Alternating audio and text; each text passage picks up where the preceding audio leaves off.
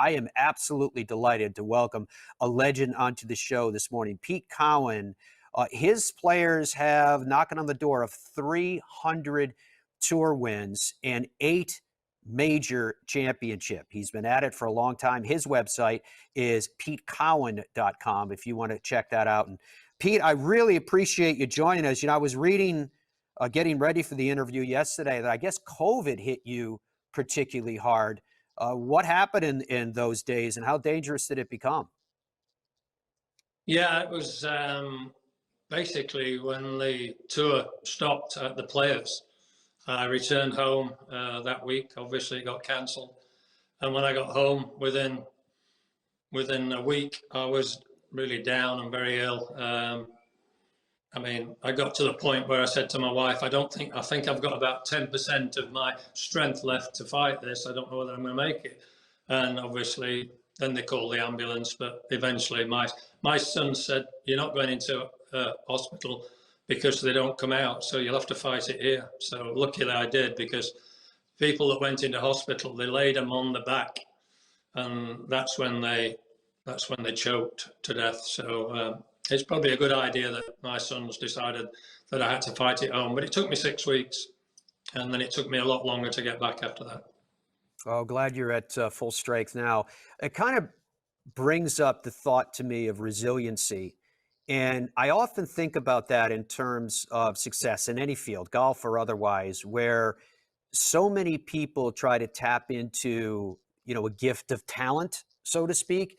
But I always think that talent falls in second place behind tenacity and resiliency. To your way of thinking, to your philosophy, and to what you're trying to impart to your players, how important a role is that? Well, like you said, talent's an awful lot of importance in it, the talent.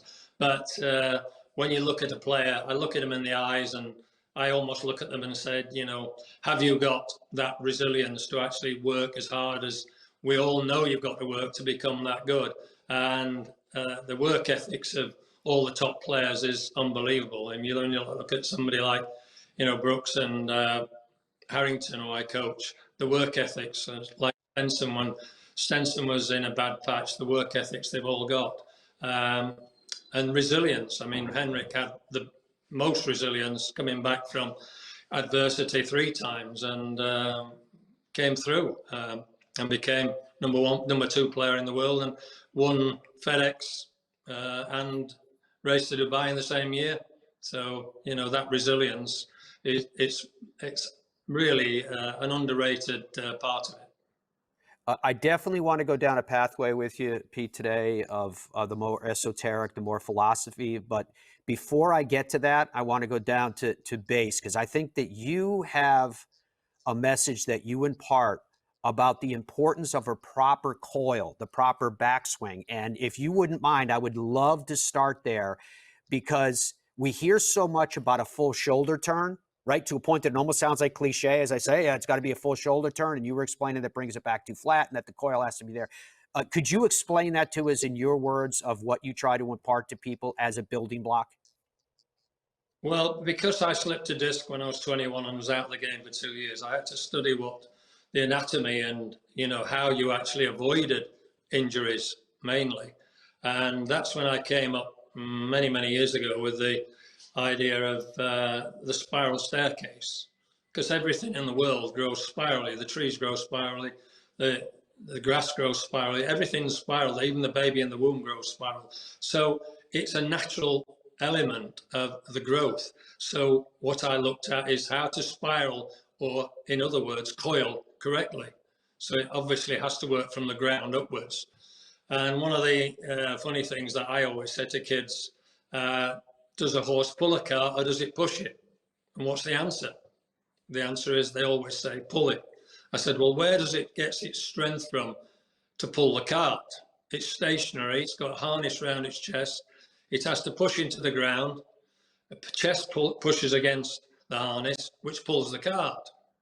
And then we get into it even further, and I say, does a car pull a trailer or does it push it? And they all say, oh, it it pulls the trailer. I said, no, it doesn't. It's actually the engine pushes the power into the wheels push into the ground, and then eventually the car moves, which pulls the trailer. So it's a push fractionally before a pull. So in the spiral, you're pushing into the ground and you're pulling against the ground in a spiral way, and that's why I call it the spiral staircase. It works from the left foot up into the right side, and it coils properly. And then I ask players, you know, how do you load your shoulders for a fade or a draw? And, you know, sometimes I don't get the right answer because they never even thought of how the shoulders work to create that part of the spiral. And it's the last part of the spirals, because your shoulders spiral up correctly for a fade or correctly for a draw. And the shoulders loading properly work the body properly as well. So I call it a spiral staircase, but it's the biggest coil you can create across your body. And is there something that you recommend to people to try to get that feel of what this coil should be so that they're not swaying? Yeah, I mean, there's exercises I get them to do all the time, you know, and I always say the actual coil is you push from your foot, your left foot to your right ankle, your left ankle to your right shin, your left shin to your right knee, your left shin, and you can almost see the coil going up the body all the way through. And you can do that, and I give them an exercise where they stand with good posture, push the fingers into a position where they're going to feel the ground with the fingers, although they're not touching the ground, and then the feet work, and then the shoulders coil the hands and arms up to the top. It's a what I call the spiral exercise, which is, if I was going to do one exercise for the rest of my life, that's the one I would do. You know, last time you were on with me, speaking about things to do for the rest of life, you had said that if people put in 15 minutes a day, they would dramatically improve as players. But then you threw the caveat at me that that's way too much for most people to commit to. Do you still attest to that? Yeah, I do, unfortunately. I mean, as I did a seminar for 500 Australian pros many, many years ago, and I said to them, you can all improve on 15 minutes a day, but none of you will do it.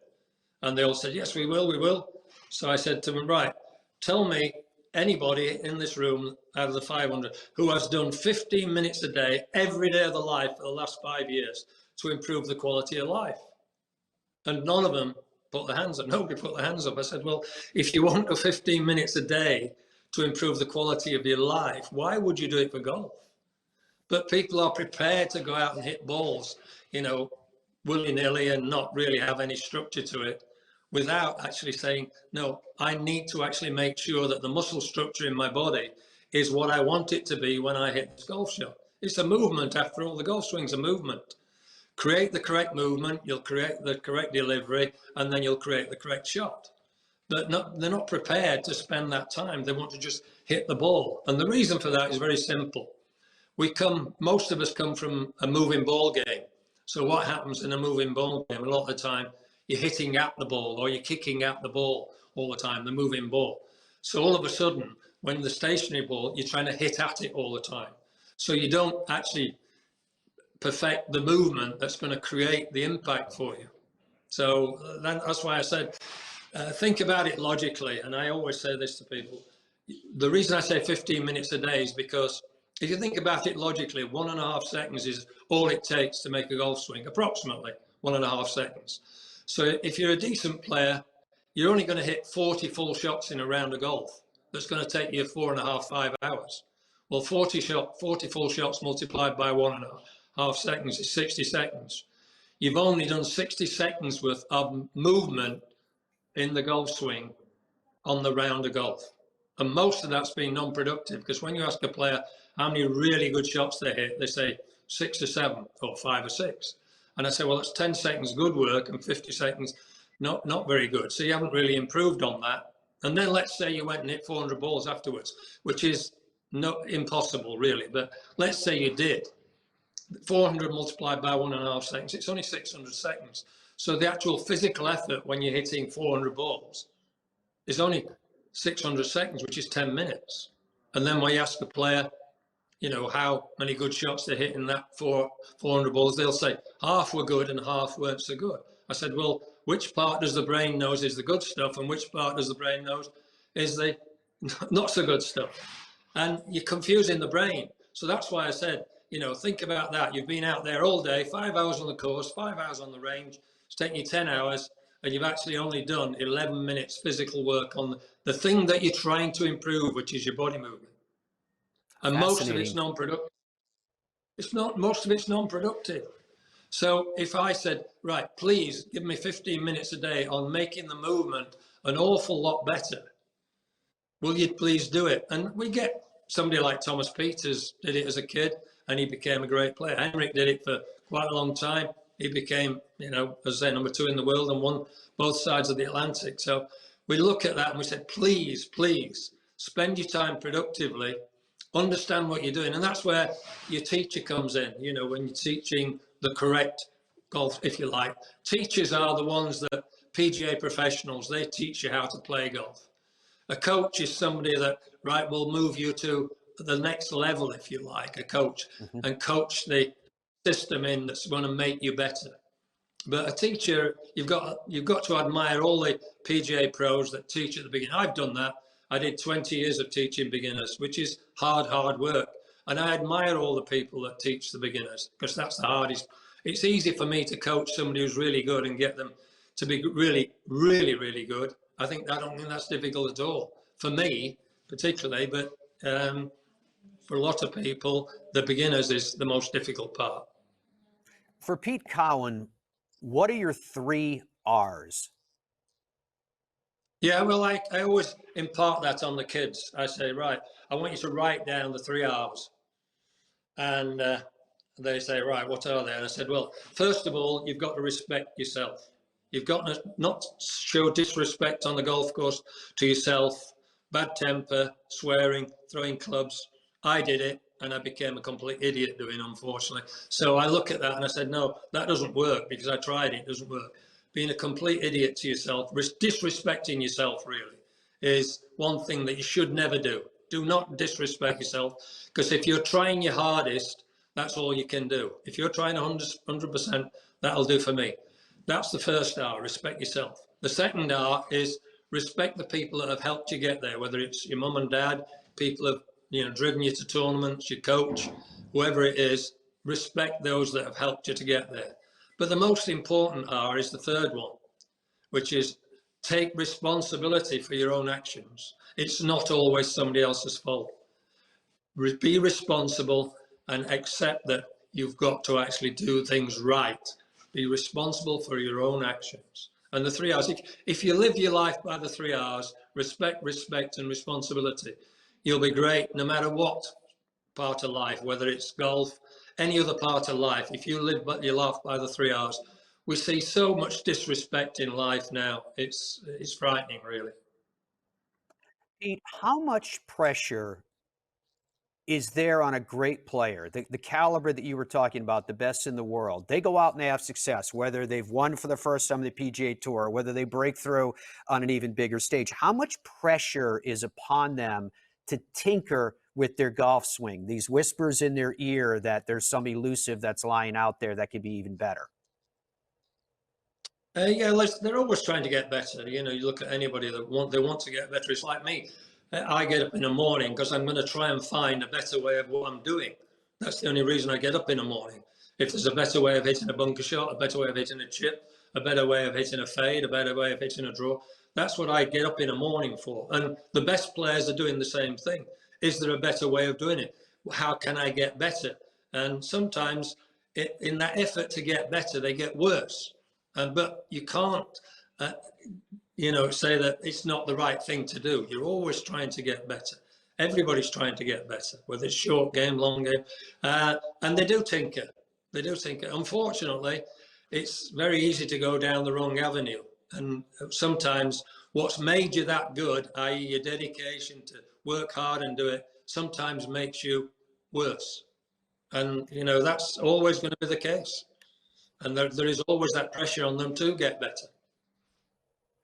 Is it torturous for you, Pete Cowen, when you see a player, whatever ability, whatever level, but you see a player and you can blatantly see what's happening in their golf swing that perhaps needs to be corrected or tightened just a little bit, but you can't say anything because they're working with somebody else? I think that's always the case, really. I think you've got to know your job, but you don't interfere with other coaches, players. I've never done that. I've never really approached a player to coach them. The players have always come to me. So, you know, I don't go down that avenue. I always respect the other coaches. And there's some great coaches out there, obviously. I mean, the thing is, everybody has an opinion who the great coaches are, and you know that's great because we need to have opinions. That's what makes the world go round. Opinions on what's happening in the world, opinion what's happening in America. So we've all got opinions, but I don't approach other people's players. No, but I would like to. I want to go back to something the last time we were together and we were talking about it. Does Pete Cowen still hate putting? Just do what? Sorry? I knew you were going to say that. Last time we talked, you told me that you thought putting should count for only half. I don't get the question. Sorry. Last time you were with me, you said that putting should not count for a full stroke. It should only count for half a stroke. Absolutely. Oh, absolutely. It should even be less than that, I think. You think about a 3-inch putt. Is it the equivalent of a 2-iron or a 220-yard round a hole over water that you knock to 3 feet? Shouldn't be the same. Shouldn't be the same. Should it? Can't be.